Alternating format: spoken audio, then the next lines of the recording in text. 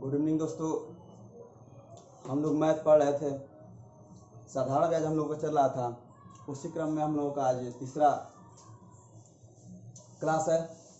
देखते हैं, पिछले क्लास में हमने पढ़ा था कि कोई धन अपने का n गुना हो जाता है t समय में देने के लिए। तो उसका थोड़ा सा कंसेप्ट समझ लेते हैं। उसके बाद में पीछे हम लोग सवाल लगा चुके हैं, लेकिन थोड़ा सा कंसेप्ट समझते हैं। देखिए, जैसे मान दिया है आपको कि आपका मानिए प्रिंसिपल को हम P मान रहे हैं। बोल रहा है कि t समय में वो अपने का n गुना हो जाता है। n गुना हो जाता है। n गुना का मतलब क्या हो गया? प्रिंसिपल आपका अमाउंट हो गया। तो हमने बोल दिया कि आपका जो है प्रिंसिपल P था, अब वो क्या हो गया? अमाउंट आपका NP हो गया। यहाँ से अगर इसको हम मूलधन माने, इसको अगर हम मूलधन मान रहे हैं, और ये आपका क्या है? ये आपका मिश्रधन है। ये आपका मिश्रधन है। तो इस कंडीशन में क्या होगा कि यहाँ से अगर हम आपका SI निकालने की कोशिश करें, आपका ये मूलधन है, मूलधन से आप मिश्रधन बना रहे हैं, कितना जा रहा है? n गुना हो गया है अपने का। यहाँ से अगर हम SI निकालेंगे, SI अगर निकालेंगे तो आपका मिश्रधन में से क्या होगा? मूलधन घटेगा। तो n माइनस NP माइनस क्या होगा? आपका NP माइनस का P हो गया। ये आपका क्या हो गया? आपका मूलधन हो गया। मतलब कि यहाँ से अगर मूलधन को घटा देंगे मिश्रधन में से तो आपका SI निकलेगा। अब देखिए, अगर इसमें अगर मान लेते हम कि आपकी जो दर है, दर वो R% हो, आपका समय जो दिया है, आपका समय मान लीजिए कि t समय के लिए दिया है, तो यहाँ से अगर हम देखेंगे और आपका मूलधन दिया है, मान लीजिए आपका मूलधन P है, तो अगर इससे अगर देखेंगे हम, तो अगर वहाँ SI बराबर लिखेंगे, SI बराबर आपका क्या होगा? PRT बटा में 100 होगा। अब यहाँ देखिए, यहाँ भी आपका SI है और ये भी आपका SI है। अब इन दोनों से तुलना करने पे हम देखेंगे क्या, देखिए, अब इन दोनों से तुलना कर रहे हैं तो आपका NP माइनस P ये किसके बराबर होगा? आपका PRT बटा में 100। PRT बटा में 100 होगा। यहाँ से अगर मान लीजिए हम P कॉमन करना है, P कॉमन करें तो क्या होगा? आपका n माइनस का 1 बराबर आपका क्या हो गया? PRT बटा में 100 हो गया।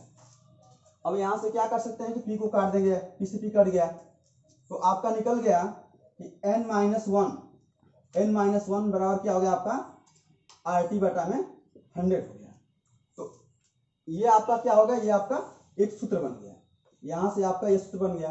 मैंने ऐसे क्वेश्चन में क्या होता है कि जब बोलेगा कि मूलधन अपने का स्वयं का 5 गुना हो जाए, 3 गुना हो जाए, 2 गुना हो जाए, तो इस कंडीशन में क्या होता है कि यहाँ देखिए, इससे क्या है कि यहाँ मूलधन का कोई मतलब नहीं रहता है। अगर आपको दर दिया रहेगा और समय दिया रहेगा, इन दोनों में से कोई भी आपको पूछेगा किस दर से हुआ, कितने समय से हुआ, तो आप यहाँ से निकाल सकते हैं। जैसे मान लीजिए आपको दे दिया है, यहाँ n क्या है कि n का मतलब है कि जो आपको गुना देगा, जितना गुना देगा वो होगा आपका, ठीक है ना। अब देखिए, जैसे मानते हैं कि अगर आपको R दे दिया है कि 5% दर पर, 5% वार्षिक दर पर, 5% वार्षिक दर पर कोई धन जैसे मान लीजिए कोई धन अपने आप का, कोई धन अपने का 5 गुना हो गया, कोई धन अपने का 5 गुना हो गया, तो समय बताइए। तो इसमें आपसे पूछेगा कि t बराबर बताइए। तो हम लोग सीधा सीधा जानते हैं कि हमारा क्या फॉर्मूला निकला है? ये निकला है। अब इस पे रख देंगे हम लोग। तो यहाँ पे n का मान कितना दिया है? n बराबर आपका दिया है 5 गुना दिया है, और r का मान हमें क्या पता है? r का मान हमें 5% पता है। हमसे क्या पूछ रहा है? t पूछ रहा है। तो उसमें रखेंगे 5 माइनस 1 बराबर कितना होगा? आपका r का मान कितना है? 5 है। तो 5 गुण के t हमको पता करना है। t बता में क्या कर दिए? 100 कर दिए, ठीक है। अब यहाँ से आपका क्या निकलेगा? यहाँ से हम देखें तो 4 बराबर आपका हो गया 5t बटा में 100 हो गया। अब यहाँ से अगर काटेंगे 5 से तो ये कट जाएगा कितने बार में? 20 बार में कट जाएगा। तो आपका t कितना हो जाएगा? t आपका हो जाएगा, यहाँ से t बराबर निकालेंगे हम तो t बराबर आपका हो जाएगा 4 गुण के 20 बराबर, मतलब कि t का मान कितना आ गया? मतलब कि 80 वर्ष आ गया। यहाँ से हम कह सकते हैं क्या कि कोई धन अपने आप का 5% दर पे अपने का 5 गुना कितने समय हो जाएगा? तो 80 वर्ष में हो जाएगा, ठीक है। मैंने कि इस फार्मूले से अगर आपको ऐसा दिया रहेगा क्वेश्चन, तो हम लोग इस वाले फार्मूले से लगाएंगे, ठीक है। आप चलते हैं अगले टॉपिक में। आगे देखिए, जो हम लोग कंसेप्ट सीखे हैं उस पर हमारा पहला सवाल है, कोई मूल राशि कितने प्रतिशत के साधारण ब्याज पर 15 वर्ष में 4 गुनी हो जाएगी? 15 वर्ष में अपने की 4 गुनी हो जाएगी। देखिए अब इसमें क्या दिया है आपको, यहाँ दे रहा है 15%, क्या है आपका 15 वर्ष दिया है, मैंने टी का मान कितना दिया है 15 वर्ष है, ठीक है, और 4 गुना बोला है, तो यहाँ एन का मान जो हम क्या करेंगे, हम 4 कर देंगे, एन का मान 4 गुना। अब इसने पूछा है कितने प्रतिशत के साधारण ब्याज, मतलब कि आपकी राशि आर पूछा है, यहाँ से आपको मैंने दर कितना होगा ये पूछा है। अब देखिए इसमें आपको कोई मूलधन नहीं दिया है, और जो हम लोग फार्मूला सीखे हैं, तो फार्मूला क्या बताए हम आपको, फार्मूला बताए हैं कि n-1 बराबर क्या होगा आपका RT बटा में 100।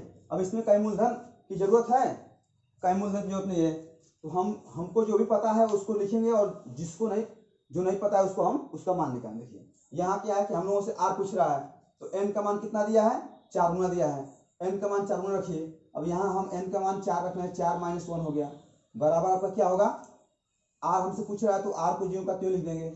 T कितना है 15 वर्ष है, बटा में आपका कितना है 100, ठीक है।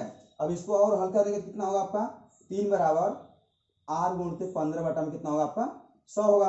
अब 3 से अगर काटेंगे तो 15 कट जाएगा 5 बार में, और इस 5 से अगर काटेंगे 100 को तो भी कट जाएगा 20 बार में। यहाँ से हम कह सकते हैं क्या कि R बराबर हम लोग कितना आ गया 20 आ गया, मतलब कि दर कितनी है आपकी R बराबर 20% दर पे कोई धन 15 वर्षों में अपने का 4 गुना हो जाएगा, ठीक है। इसमें आपको दर पूछा था। अब देखिए हम लोगों का ये अगला सवाल है, इसमें हम लोगों से क्या पूछ रहा है, कितने वर्षों में कोई धन राशि 25%, इसमें क्या दिया, इसमें कितने वर्षों में कोई धनराशि 25% प्रति वर्ष साधारण ब्याज की दर पर 3 गुनी हो जाएगी। इसमें क्या पूछ रहा है कि इसमें आपको समय पूछ रहा है कितने वर्ष में, पूछा है ना कितने वर्ष में, तो यहाँ इसमें देखेंगे हम लोगों को, तो हम लोगों को टी बराबर पूछ रहा है, ठीक है, और दर कितना दिया है, तो इसमें हम लोगों को आर दिया है कितना 25%, ठीक है, और कितना गुना बोल रहा है, हम लोगों को एन का मान दिया, इसमें एन का मान 3 गुना दिया है। तो हम लोग सेम जो यहाँ फार्मूला है इसी का यहाँ उपयोग करेंगे और यहाँ से टी का मान निकालेंगे। देखिए क्या करेंगे यहाँ पे हम, एक बार और फार्मूला लिख रहे हैं, n-1 बराबर आपका क्या है RT बटा में आपका 100 है, ठीक है। अब इसी पे हम रख रहे हैं, n का मान कितना है, n का मान 3 है, ठीक है। अब n का मान 3-1 हो गया, ठीक है ना। अब देखिए 3-1 हो गया, अब फिर क्या करेंगे, r कितना है आपका, r आपका 25 है, t का मान हमें निकालना है, तो t को 0 को 3 लिख दिया, ठीक है। नीचे कितना हो गया आपका 100 हो गया। अब आगे इसको हल करेंगे तो क्या करेंगे, 3 में से 1 जाएगा 2 हो गया, 2 बराबर क्या हो गया 25 गुणित t बटा में आपका कितना हो गया 100 हो गया। अब 25 से काटेंगे अगर 100 को तो कटेगा कितना बार में, 4 बार में कट गया, ठीक है। अब ये जो 4 है यहाँ 3 गुना होकर हो जाएगा 2 के साथ, ठीक है ना। तो यहाँ आपका क्या हो जाएगा, t बराबर हम कह सकते हैं आपका 8 होगा, ठीक है, मतलब कि 8 वर्ष, ठीक है ना। मतलब 8 वर्षों में कोई धनराशि 25% प्रति वर्ष साधारण ब्याज की दर से अपने की क्या होगी 3 गुनी हो जाएगी। अब ये जो आपका कंसेप्ट है इस पे 2 सवाल लग गया और पीछे भी हम लोग क्लास में लगाए हैं। अब चलते हैं अगले कंसेप्ट पे। देखिए हम लोग अगला कंसेप्ट सीखते हैं। कभी क्या देता है कि आपको दर समान दे देगा, दर समान दे देगा, बोलेगा कि कोई धन टी समय में 4 गुना हो गया, 5 फिर तो उसी में पूछ देगा आपको T2 समय में कितना हो जाएगा, ऐसे पूछे। देखिए क्या होता है, आपका कंसेप्ट क्या है, तुलना करता है, मतलब धन एक दूसरे तुलना करता है, ठीक ना। यहाँ देखिए अगर मान लीजिए आपका दर समान है, दर क्या बोल दिया कि समान दर थे, ठीक ना, दर को मैंने कि समान कर दिया, ठीक है। तो यहाँ से आपका कंसेप्ट क्या बनेगा, ये देखिए यहाँ क्या है कि बोल देगा कि T1 वर्ष में कोई धन कितना हो जा रहा है, N1 गुना हो जा रहा है। तो पूछेगा आपसे कि T2 वर्ष में कितना हो जाएगा, कितने गुना हो जाएगा, यहाँ से तो N2 गुना हो जाएगा, ऐसे मैं पूछता है आपसे। तो इसका क्या होता है, इस टर्म में हम क्या करेंगे, यहाँ से इस टर्म में कहते हैं कि n सब में से क्या करते हैं कि 1 माइनस करते हैं, जो भी आपका गुना है यहाँ से क्या करेंगे कि T1 देखिए यहाँ लिखने का तरीका क्या होगा आपका कि T1 बटा में T2 बराबर क्या हो जाएगा आपका N1 माइनस का 1 बटा में क्या होता है N2 माइनस का 1, ठीक है। अब देखिए इसी कंडीशन में आपको क्या देगा, फिर क्या करेगा, इसमें आपसे बोल देगा कि इसमें बोल देगा कि समय समान है, समय समान है, समय क्या बोल देगा आपको कि समय समान रहे, समय मतलब समान रहे। तो इसमें क्या हो जाएगा, फिर आर आपसे पूछ देगा कि कोई समय में कोई धन r% दर से n2 गुना हो जाती है, n1 गुना, ऐसे पूछेगा।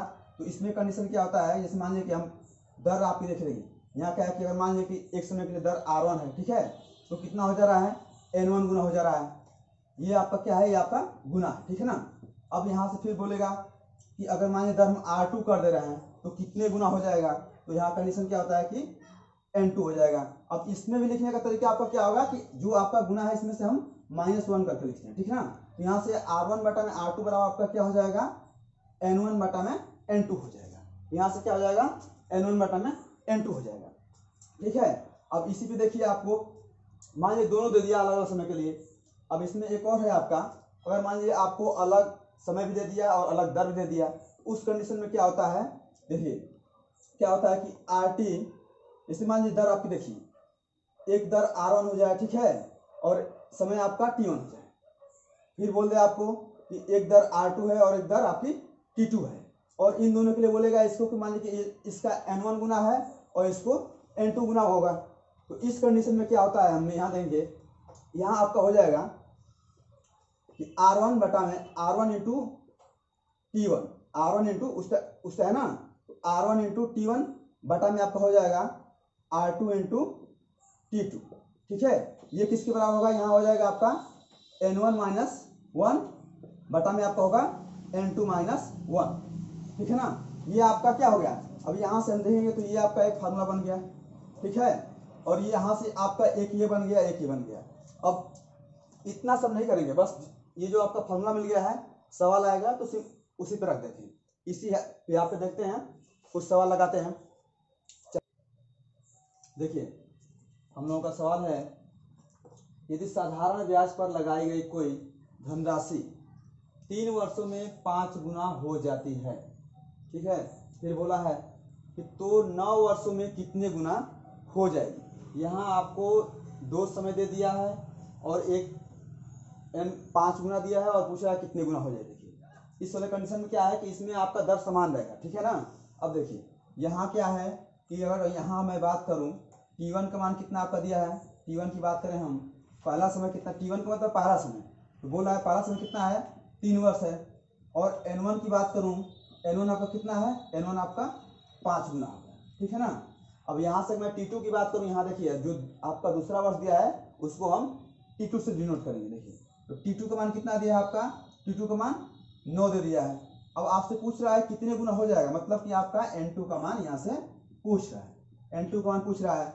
तो हम लोग जानते हैं, हम लोग पीछे भी बताए हम कि हम लोग जानते हैं कि T1 बटा में T2 बराबर क्या होता है आपका N1 माइनस का 1 बटा में N2 माइनस का 1, ठीक है ना। N2 माइनस 1 होगा। अब देखिए N2 माइनस 1 होगा। अब इसी फार्मूले पे हम क्या करेंगे, इन सब का मान रखेंगे। अब मान रखिए, मान रखने देखिए, मान रखने क्या करेंगे, T1 का मान कितना दिया है, 3 दिया है, T2 का मान कितना है, 9 है, T2 का मान 9 हो गया। N1 का मान कितना है, 5 है, तो 5 माइनस का 1 हो गया। अब क्या है, N2 का मान हमें निकालना है, तो हम लिख देंगे N2 माइनस का 1, ठीक है ना। अब देखिए यहाँ इसको हल करेंगे तो 3 से काटेंगे 9 से कट जाएगा, कितना बार कटेगा, 3 बार कट गया, ठीक है ना। अब इसको लिखेंगे हम, क्या लिखेंगे, 1 बटा में 3 बार आपका कितना हो जाएगा, 5 में से गया कितना होगा आपका 4 हो गया। नीचे आपका क्या है, N2 माइनस का 1 है, ठीक है। अब देखिए यहाँ से क्या करेंगे, 3 गुणा करेंगे, इसको यहाँ गुणा करेंगे और इसका यहाँ, मैं 3 का 4 में और 1 में किसका, N2 माइनस का 1 का, ठीक है। तो अब आपका क्या हो जाएगा, यहाँ से हो जाएगा N2 माइनस का 1 बराबर कितना हो जाएगा आपका 4 गुणित 3 कितना होगा, 12 हो जाएगा, ठीक है। अब देखिए अभी भी आपका क्या है, N2 माइनस 1 है। अब ये जो आपका -1 है इधर जाएगा कितना होगा, प्लस हो जाएगा। तो यहाँ से हम क्या कर सकते हैं कि N2 का मान कितना आ गया, N2 का मान आपका आ गया 12 प्लस का 1, तो कितना हो जाएगा, 13 हो जाएगा। तो हम कह सकते हैं कि हमारा N2 का मान कितना है, N2 का मान 13, मतलब कि 13 गुना हो जाएगा। तो आपका धनराशि क्या होगी कि 9 वर्षों में कितने गुना हो जाएगी, 13 गुना हो जाएगी, ठीक है। चलते हैं अगले सवाल पे। देखिए हम लोगों का अगला सवाल है, दिया है कि कोई धन 10% वार्षिक दर से 3 वर्षों में अपने का 4 गुना हो जाता है। तो बताइए वही धन कितने वार्षिक दर से, कितने वार्षिक दर से, क्या पूछा आपको, आपको दर पूछा है, कितने वार्षिक दर से 8 वर्षों में 5 गुना हो जाएगा। यहाँ देखिए, यहाँ क्या है कि सबको आप चेंज कर दिए, यहाँ क्या कर दिया, आपको समय भी चेंज कर दिया है, मतलब कि यहाँ समय बराबर नहीं दिया है, नहीं आपकी दर बराबर दिया। ठीक है, देखिए इस कंडीशन में क्या आपको दिया है, अगर मैं पहले दर को अगर मान लीजिए R1 से डिनोट करते हैं, ठीक है, तो अगर मान लीजिए R1 का मान दिया है आपको 10%, ठीक है, T1 का मान दिया है आपको कितना, 3 वर्ष दिया है, T1 का मान आपका क्या दिया है, 3 वर्ष दिया है, और N1 का मान कितना दिया है, N1 का मान आपका दिया है 3 गुना दिया है ना, कितना 4 गुना दिया है, N1 का मान आपका दिया है 4 दिया है। फिर यहाँ से अगर मैं बात करूँ आपको, तो कितने वार्षिक दर से, मतलब कि आपका R2 आपसे पूछ रहा है, यहाँ आपसे R2 पूछ रहा है, ठीक है, और T2 का मान कितना दिया है, T2 का मान दिया है 8 वर्ष, T2 का मान 8 वर्ष दिया है। फिर N2 का मान कितना दिया है, N2 का मान आपका दिया है 5 गुना दिया है, N2 का मान 5 गुना दिया है। तो हम आपको बताए हैं, अभी बताएं आपको ना, क्या बताए हैं कि R1 T1 बटा में R2 T2 बराबर आपको क्या होता है, N1 माइनस 1 बटा में N2 माइनस का 1, ये आपका होता है। देखिए अब यहाँ से हम क्या करेंगे कि सबका इस फार्मूले में सबका मान रखेंगे, ठीक है ना। अब R1 का मान रखिए, R1 का मान कितना दिया है, R1 का आपको दिया है 10 दिया है, T1 का मान कितना दिया है 3 दिया है, नीचे R2 हमसे पूछ रहा है ना, R2 पूछ रहा है, तो R2 को हम R2 लिख दे रहे हैं, ठीक है, और T2 का मान कितना दिया है, T2 का मान आपका दिया है 8 वर्ष दिया है, बराबर आपका क्या होगा, N1 का मान कितना है 4 दिया है, तो 4 माइनस 1 लिखेंगे, N2 का मान कितना है 5 दिया है, तो 5 माइनस 1 लिखेंगे, ठीक है। अब इसको हल करिए, अब इसको हम हल करेंगे तो कितना हो जाएगा आपका 10 गुणित 3, नीचे आपका कितना हो गया, आपका R2 गुणित का 8 हो गया, बराबर आपका क्या हो गया 3 बटा में 4, ठीक है। अब 3 से यहाँ 3 से हम 3 काट देंगे, ठीक है ना, और नीचे अगर चाहें हम तो 4 गुना कितना हो जाएगा आपका 8 हो गया, ठीक है। अब देखिए यहाँ से अगर चाहें तो 2 से हम 10 को भी काट सकते हैं, ठीक है ना, तो 2 से अगर हम 10 को काटेंगे तो क्या होगा आपका 2 पचे 10 हो गया, ठीक है। तो यहाँ से हम लोगों को क्या मिल गया, यहाँ से हम लोगों को मिल गया 5 बटा में R2 बराबर आपका 1 मिल गया, तो R2 को उधर लेके जाएंगे तो R2 का मान कितना हो जाएगा, R2 बराबर आपका हो जाएगा 5 हो जाएगा, मतलब कि 5 क्या है आपका 5 आपकी दर आई है, तो दर को हम क्या करेंगे कि R बराबर 5% वार्षिक दर से कोई धन 8 वर्षों में अपने का 5 गुना हो जाएगा। अब चलते हैं अगले सवाल।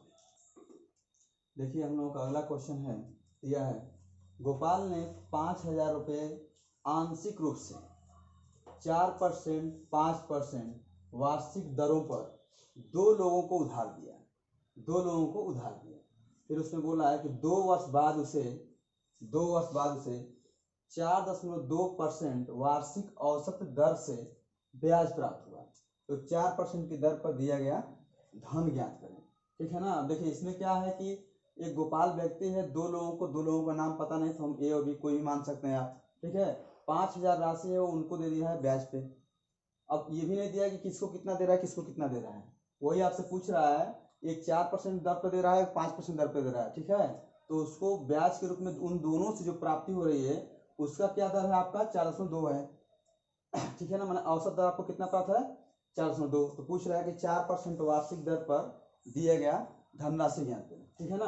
अब देखिए हम क्या कर रहे हैं कि 500 को मानते हैं कि 2 लोगों को हम दे दिए, ठीक है, ये आपकी 5,000 आपकी राशि है, सॉरी 5,000 राशि है, 5,000 राशि को हम 2 व्यक्तियों को दे रहे हैं, ठीक है। एक मानते हैं कि आपका ए है और एक आपका बी है, ठीक है, 2 व्यक्ति हो गए। अब बोल रहा है कि पहले को कितना, ए को कितना दिया है 4% दर पर दिया, ठीक ना। अब यहाँ देखिए औसत का इसमें क्या होगा कि इसमें आप एलिगेशन वाला मेथड लग ठीक ना। देखिए ए का क्या है, आप ए का कितना दिया है 4% दर पर दिया है, ठीक है, तो 4% को परसेंटेज नहीं लिखेंगे क्योंकि सब परसेंट है तो परसेंटेज नहीं लिखेंगे, ठीक ना। देखिए यहाँ क्या है, ए का दिया आपको 4%, बी कितना दिया है 5% पर दिया है, ठीक है, और औसत दर से कितने प्राप्त हो रहे हैं 4.2 के प्राप्त हुए, तो हम जो औसत होता है उसको हम 20 में लिखते हैं, ठीक ना। ऐसे क्वेश्चन में औसत को हम 20 में लिखते हैं, ठीक है। अब देखिए ये आपकी क्या होगी, ये आपकी औसत दर होगी और ये आपकी दो दर हैं, ठीक है ना। इसको हम चाहे तो लिख भी सकते हैं, 4% हो गया, ये आपका 5% हो गया, ये आपका 4.2% हो गया। अब क्या होता है, तरीका क्या होता है कि इनका आपस में हमको घटाना पड़ता है, जो भी इसमें से बड़ा रहेगा आपस में घट के, अगर देखिए यहाँ क्या है कि 402 4 से बड़ा है तो 402 में से 4 घट के आएगा तो यहाँ लिखेंगे हम, ठीक है। अब यहाँ क्या है कि यहाँ 5 बड़ा है तो 5 में से घट के 402 जो भी आएगा मान उसको हम यहाँ लिखेंगे, ठीक है ना। अब देखिए पहले कंडीशन में कर रहे हैं, यहाँ क्या है कि 402 4 से बड़ा है, तो अगर इसमें से इसको हम घटाएं कितना आएगा आपका पॉइंट का 2 आएगा, ठीक है। घटाने के बाद कितना आएगा यहाँ पे पॉइंट का 2 आएगा। अब इसमें से घटा रहे हैं 5 में से 4.2 को घटा रहे हैं, कितना आ रहा है हम लोगों का पॉइंट का 8 आ रहा है, ठीक है। अब इसको हम क्या करेंगे, आपस में है, यहाँ पॉइंट से पॉइंट हट सकता है, इसको अगर काटना चाहें तो हम काट सकते हैं, ठीक है ना। यहाँ से क्या हो गया आपका, ये 4 हो गया और ये आपका 1 हो गया। देखिए यहाँ से हम कह सकते हैं ये जो 4 और 1 आया है, मतलब कि ए को 4 अनुपात में दिया गया बी राशि और बी को 1 अनुपात में राशि दिया गया, ठीक है ना। यहाँ से हम लोग क्या निकल गया, देखिए दर क्या होता है आपका, एक और बात बता दे रहे हैं आपको। देखिए अगर दर को हम लिखेंगे तो दर का फार्मूला क्या होता है, दर का जो होता है, दर का फार्मूला होता है आपका ब्याज, ठीक है ना। ब्याज बटा में क्या होगा आपका मूलधन होगा, मूलधन गुणते कितना होगा आपका 100 होगा। अगर समय, अगर मान लीजिए समय, अगर यहाँ पे हम 1 वर्ष ले रहे हैं, ठीक है ना। समय अगर मान लीजिए यहाँ क्या है, समय समान है, 2 वर्ष है तो समय समान रहेगा। समय क्या है कि आपका अगर समान रहेगा, समय समान रहेगा तो उसके लिए क्या है आपका ये फार्मूला होता है, ठीक है ना। तो यहाँ देखिए यहाँ क्या है, यहाँ देख रहे हैं कि दर का उल्टा क्या आपका है मूलधन है, ठीक है। तो जिसका भी अगर मान लिया यहाँ अगर लिखना चाहे हम तो इसको हम दर समानुपाती क्या लिख सकते हैं 1 बटा में मूलधन लिख सकते हैं ना। तो यहाँ अगर मान लीजिए यहाँ हम दर दिए ना, तो दर में से घटाने के बाद जो हम लोगों का ये 4 संबंधी 1 आ रहा है, अनुपात आ रहा है, तो यहाँ आपका ये मूलधन का अनुपात आएगा, ठीक है ना। जो भी उल्टा होगा यही, अगर हम मूलधन का अनुपात निकालते तो यहाँ पे हम लोगों का दर का आता, ठीक है ना। तो दर का दिया है तो दर का किसका अनुपात आएगा, नीचे आपका मूलधन का आएगा, ठीक है। अब यहाँ से हम देखेंगे, देखिए अब यहाँ से हम देख रहे हैं तो यहाँ से हम कह सकते हैं, क्या कह सकते हैं कि ए को 4 दिया और बी को 1 दिया, तो यहाँ से ए की राशि और बी की राशि का अनुपात कितना हो जाएगा 4:1 हो जाएगा। अब ए को कितने % दर पर दिया है 4%, और उसी को पूछा है कि 4% दर पर दिया गया धन कितना है, तो यहाँ से हम कह सकते हैं यहाँ से कि 4 और 1 कितना होगा 5 होगा। तो यहाँ से हम कह सकते हैं कि 5 यूनिट बराबर कितना दिया है, 5 यूनिट बराबर आपका दिया है कितना 5000 दिया है। 5 यूनिट को अगर दोनों का योग करेंगे तो 5 ही के बराबर होगा ना ये, क्योंकि यहाँ को 5000 को 2 भागों में बांटा है, एक को 4 दे रहा है, एक को 1 दे रहा है। तो यहाँ से 5 यूनिट का मान कितना हो गया आपका 5000 हो गया, ठीक है। निकालना कितना है आपको 4 का मान निकालना है। तो यहाँ अगर मान लीजिए हम 1 की बात करें तो 1 का मान कितना हो जाएगा, 5 से काटेंगे तो यहाँ पे आपका 1 का मान हो जाएगा आपका 1000 हो गया। तो 4 का मान कितना होगा, तो यहाँ से हम बात कर सकते हैं कि 4 यूनिट का मान कितना हो जाएगा आपका, 4 यूनिट का यहाँ से मान करें तो आपको कितना हो जाएगा आपका 4000 हो जाएगा, ठीक है। तो हम कह सकते हैं कि ए को कितना धनराशि दिया है, यहाँ हम कह सकते हैं कि 4% दर पर कितना धन दिया है, 4% दर पर उसने 4000 रुपये राशि दिया है, ठीक है ना। यहाँ पे 4% दर पर 4000 रुपये दिया, किसको दिया है 4% दर पर एक उधार दिया, ठीक है ना। चलते हैं अगले सवाल पे। देखिए हम लोगों का अगला सवाल है, एक व्यक्ति के पास 2000 रुपये थे, ठीक है। फिर बोला है कि उसने कुछ रुपए 5% साधारण ब्याज पर और शेष रुपए 4% दर पर उधार दे दिया, ठीक है। फिर बोला है कि उसे 1 वर्ष में कुल 92 रुपये ब्याज के रूप में मिले, तो उसने 5% की दर पर कितने रुपए उधार दिए थे, ठीक है ना। देखिए अब इसमें क्या है कि जहाँ पिछले क्वेश्चन में हमको औसत दर दिया था वो दर न देके हमें क्या कर रहा है, ये आपका कुल ब्याज दे दिया, ठीक है ना। तो कुल ब्याज पे हम क्या करेंगे, कुल ब्याज पे पूरे रुपए पे जो ये 2000 रुपये हैं उस पर हम औसत दर निकालेंगे कि आखिर में औसत दर कितना प्राप्त हो रहा है, ठीक है। देखिए यहाँ भी आपको 2 कंडीशन दिया है, देख रहे हैं। अब देखिए यहाँ आपको क्या दिया है, जैसे 2000 कुल रुपए 2000 है, ठीक है। तो मानते हैं कि पहले टर्म में पहले 2 तरीके से, पहले में मानते हैं कि ए, ठीक है, एक ए है और एक आपका है बी है। अब मैं बोल रहा हूँ कि ए को मानते हैं कितने 5% दर पे दे रहा है, ठीक है, और बी को क्या कर रहा है, बी को 4% दर पे दे रहा है, ठीक है ना। अब हम लोग को देखिए औसत दर पता नहीं है कि औसत दर हम लोग क्या लिखनी है। तो औसत दर निकालने के लिए हमें क्या करेंगे, देखिए ब्याज क्या दिया आपका, यहाँ से मैं बात करूँ आपको कि कुल ब्याज एक वर्ष में कितना है आपका टी दिया है कितना। देखिए यहाँ अगर बात करें हम तो इस वाले कंडीशन में ये टी का मान कितना दिया हमको, 1 वर्ष दिया है। टी का मान हमको क्या दिया है, 1 वर्ष दिया है। और कुल आपका एसआई कितना दिया है, कुल एसआई आपका दिया है 92 रुपये। ठीक है, ये 92 रुपये एसआई कब किससे प्राप्त हो रहा है, पूरा आपके 2000 रुपये पे। ठीक है, तो इसमें अगर मान लीजिए हम औसत दर निकालेंगे, अगर यहाँ से आर निकालेंगे तो हम आपको बताया था कि आर बराबर क्या होता है, आर बराबर आपका होता है एसआई बटा में आपका क्या होगा, पी गुणित टी होगा, गुणित कितना हो जाएगा आपका 100 हो जाएगा। अब इस पे रखेंगे तो एसआई का मान कितना है 92 है ना, एसआई का मान हम 92 रख दिए। प्रिंसिपल कितना आपका है, पी का मान कितना है, पी का मान हम यहाँ पे अगर पूरा ले रहे हैं, पी का मान हम ले रहे हैं, पी का मान अगर पूरा लेंगे हम कितना 2000 रुपये। ठीक है, तो पी का मान हम 2000 रख रहे हैं, यहाँ पी का मान हम 2000 रख दिए। ठीक है ना, अब टी कितना है, टी 1 वर्ष है तो गुणते क्या होगा आपका 1 हो जाएगा। अब यहाँ क्या है आपका 100 है, गुणते 100 हो गया। ठीक है ना, अब इसको कटाएंगे, 2 शून्य से 2 शून्य कट गया। फिर यहाँ क्या करें, 2 से काटेंगे 92 को तो आपको कितना बढ़ जाएगा 46 बढ़ जाएगा। 2 से अगर 92 काटेंगे हम तो कितना हो जाएगा 46 हो जाएगा। अब देखिए आपको क्या हो गया, यहाँ से अगर आर बराबर मैं बात करूँ तो आर बराबर आपका हो गया कितना 46 बटा में कितना हो गया आपका 10 हो गया। तो अगर 10 से इसमें भाग में कितना आएगा यहाँ से, अब नीचे आपका अगर 1 जीरो है तो यहाँ आप दशमलव भी लगा सकते हैं राइट साइड से, कोई दिक्कत नहीं। ठीक है ना, यहाँ कितना हो गया आपका 4.6 आर निकाले है ना, मैंने कि औसत दर कितनी आ गई 4.6% आ गई। अब देखिए जब औसत दर हमको मिली तो औसत दर कहाँ लिखते हैं हम, औसत दर बीच में लिखते हैं। तो पहला वाला 5% है, दूसरा कितना है 4% है। औसत दर कितना निकाले हम 4.6%। अब ये यहाँ रख देंगे हम 4.6% दर रख दिए। ठीक है, फिर पिछले क्वेश्चन में जैसे किए थे कि जिसमें से जो बड़ा होगा उसमें से घट के कहाँ लिखा जाएगा, इसमें देखिए यहाँ क्या है 4.6, 4 से बड़ा है तो 4.6 में से 4 घट के कहाँ लिखा जाएगा, इस वाले क्या लिखा जाएगा। तो यहाँ से देख रहे हैं तो कितना हो रहा है, पॉइंट का 6 अधिक हो रहा है। ठीक है, अब इसमें से घटा रहे हैं 5 में से 4.6 को घटा रहे हैं तो यहाँ कितना होगा आपका पॉइंट का 4 हो जाएगा। ठीक है, अब देखिए यहाँ दोनों तरफ देख रहे हैं कि 0.6 है 0.4 है, तो आपस में कटाएंगे हम तो पॉइंट से पॉइंट कैंसिल हो गया। ठीक है ना, पॉइंट से पॉइंट कैंसिल हो गया। अगर 2 से काटेंगे तो 2 दूना का 4 होगा, 2 3 कितना हो जाएगा 6 होगा। तो यहाँ से हम कह सकते हैं कि ए और बी कितनी राशि आपकी, यहाँ से अगर हम बात करें तो ए और बी का अनुपात कितना आ रहा है, ए और बी का अनुपात आ रहा है 3 अनुपात कितना 2 आ रहा है। पूछा क्या है, हम लोग से पूछा है कि 5% साधारण ब्याज पर जो आपका क्या दिया है 5% पूछा है ना, 5% की दर पर कितने रुपए उधार दिया था। तो 5% ए का कितना है 5% है। तो यहाँ हम कह रहे हैं कि सब कितना होगा, अगर पूरा धन की बात करें तो 3 और 2 कितना होगा 5 होगा। अब 5 रेशियो के बराबर कितना होगा आपका 2000 रुपये होंगे। तो यहाँ से अगर बात करें हम कि 5 या तो यूनिट कर सकते हैं रेशियो कर सकते हैं, 5 और कितना दिया आपका है 2000 है। ठीक है, तो यहाँ से 3 का मान कितना होगा 5 से काटेंगे तो 1 बराबर कितना होगा आपका 400 हो जाएगा। ठीक है, तो 3 का मान कितना होगा, तो 3 का मान आपका हो जाएगा कितना 4 3 1200 रुपये। तो हम कह सकते हैं क्या कि 5% की दर पर कितने रुपए उधार दिए 1200 दिए। ठीक ना, 1200 रुपये आपको 5% की दर पर उधार दिए। मतलब कि आप ए स्कीम में कितना लगा रहे हैं 1200 रुपये लगा रहे हैं, ए स्कीम में कितना लगा रहे हैं 1200 रुपये लगा रहे हैं। अगर मान लीजिए आप बी की बात करें हम तो बी का कितना हो जाएगा, बी का यहाँ से आपको हो जाएगा कितना 800 रुपये।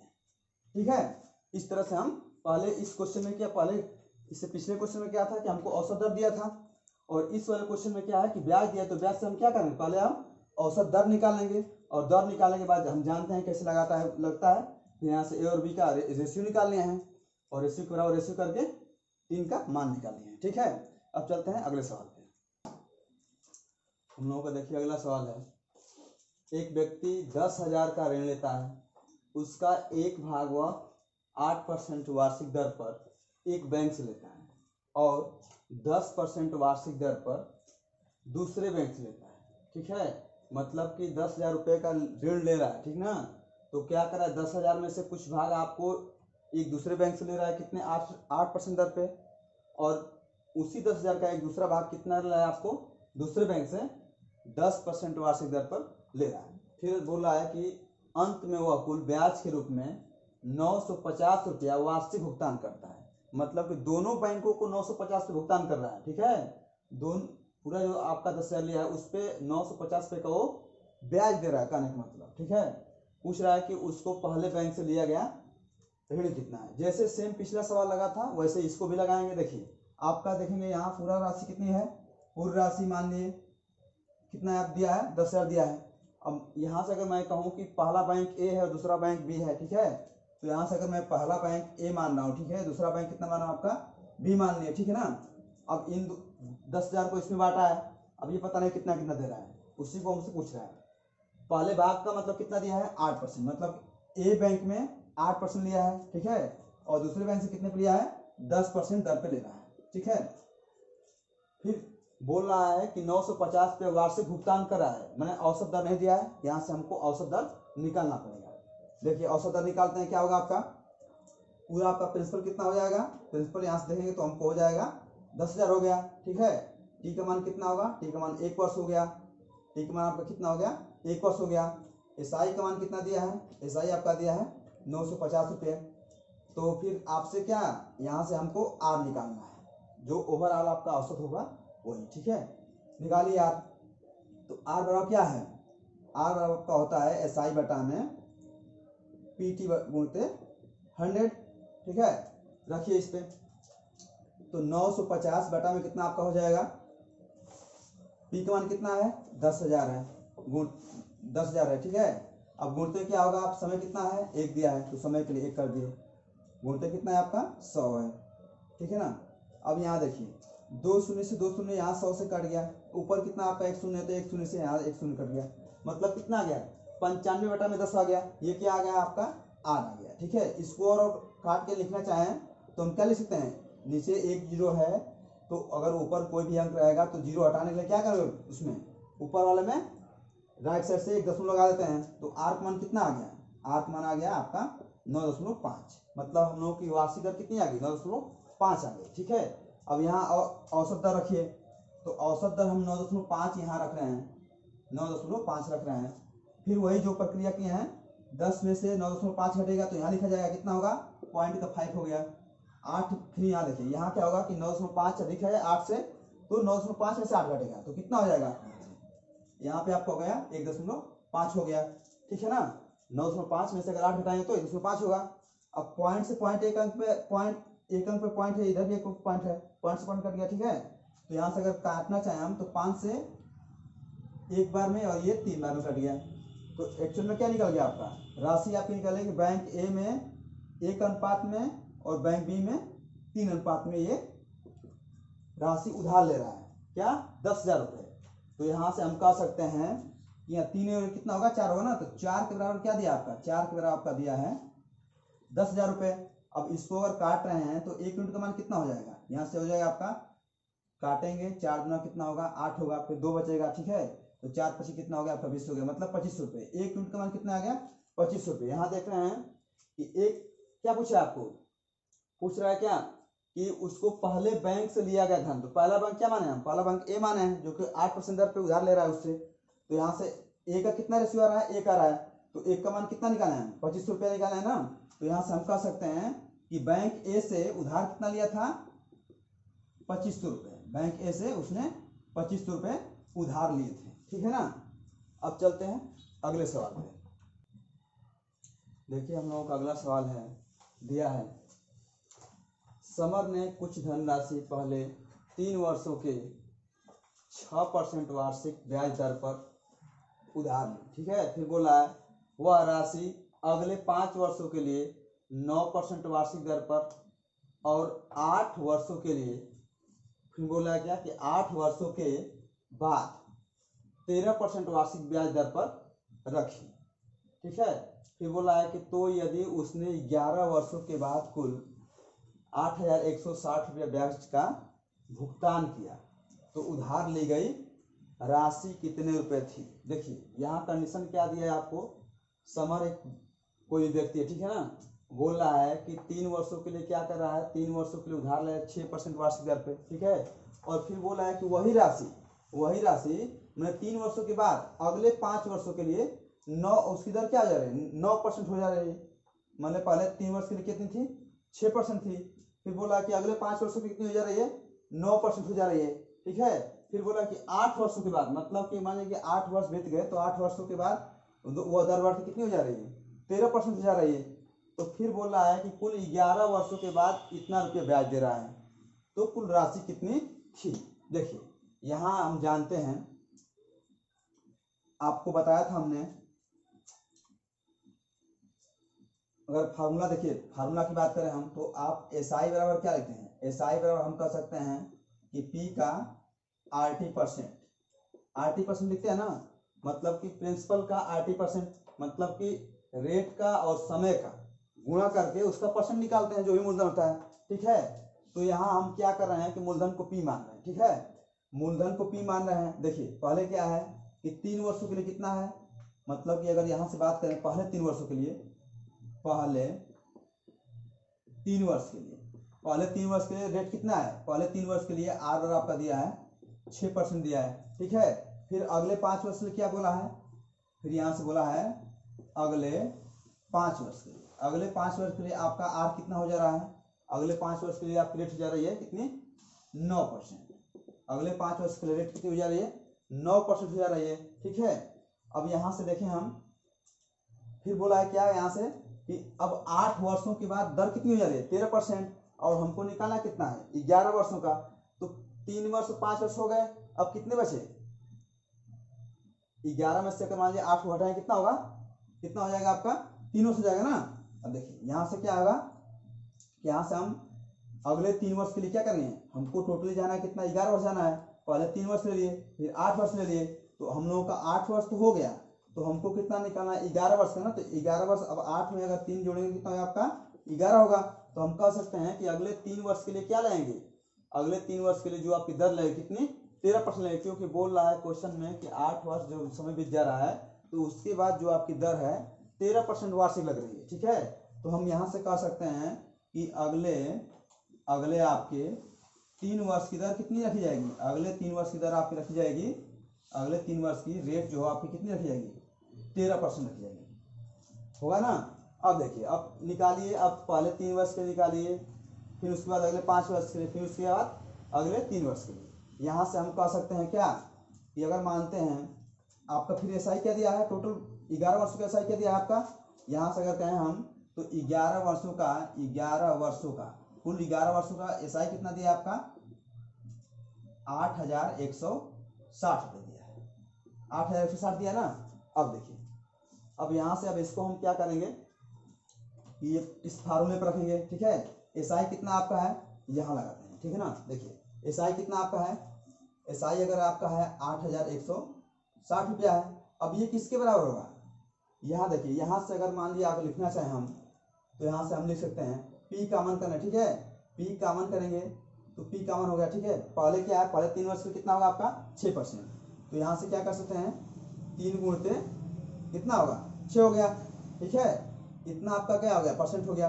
पुनः क्या है, अगले 5 वर्षों के लिए, तो 5 वर्षों में प्लस कर दिए, फिर 5 वर्षों में दर कितनी हो जाए आपकी, 9%। तो 5 में से कितना हो गया आपका, 9 हो गया। अब ये भी क्या हो गया, परसेंटेज हो गया। फिर क्या बना है, अगले 3 वर्ष के लिए कितना है, 13 है, अगले 3 वर्ष के लिए कितना है आपका, 13 है। तो फिर क्या करें इसमें, हम फिर इसमें ऐड कर दे रहे हैं कि 3 वर्ष कितना है आपका, 13% है, ठीक है। ये जो भी आप निकाल रहे हैं क्या है, आप निकालेंगे प्रिंसिपल का ही, इसको जोड़ के निकालेंगे, उतना परसेंट निकालते हैं, दर होता है। देखिए अब क्या किया है, ये आपका साधारण ब्याज हो गया, साधारण ब्याज के बराबर हो गया, ठीक है ना। अब 8,160 बराबर कितना हो जाएगा आपका, प्रिंसिपल का कितना हो जाएगा, अब इसको जोड़िए, क्षेत्रीय कितना हो गया, 18% हो गया, ठीक है। प्लस का कितना हो गया, 45% हो गया, प्लस कितना होगा आपका, 39% हो गया, ठीक है ना। अब इसको जोड़िए आप, जोड़ने के बाद क्या करेंगे, हम जोड़ रहे हैं, इसको जोड़ेंगे हम, 45 से 18 39 जोड़ेंगे, कितना आ रहा है, P का आपका आएगा 102%, P का 100। यहाँ से हम कह सकते हैं क्या कि 8,160 पे जो आपका ब्याज है प्रिंसिपल का कितना है, 102% के बराबर है, ठीक है ना। यहाँ से हम कह सकते हैं कि जो आपका 8,160 जो आपका ब्याज है प्रिंसिपल का 102% के बराबर है।